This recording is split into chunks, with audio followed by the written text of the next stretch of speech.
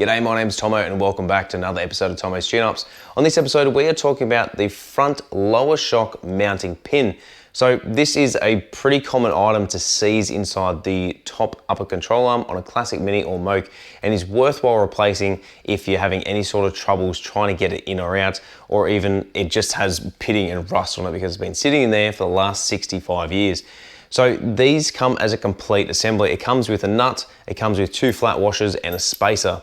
Now these do need to go on a particular way, and you can see it in the photo listed beside me in the which way it needs to go. Failure to do so will cause the shock to sit at a different angle or not tighten up properly. So it's something that you want to make sure that you prevent any sort of premature wear, and how it comes apart is how it goes back together.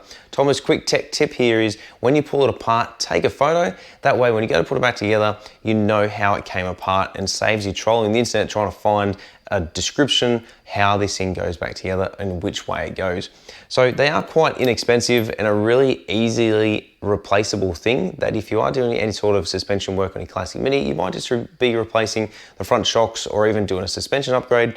Get yourself 2 of these. They do come as a kit, like I said, and just replace them on both top upper control arms on your classic Mini or Moke if you're having any signs of wear and tear on them. So make sure to check out the full range at minisport.com.au, and we'll see you right here on another episode of Tomo's Tune-Ups.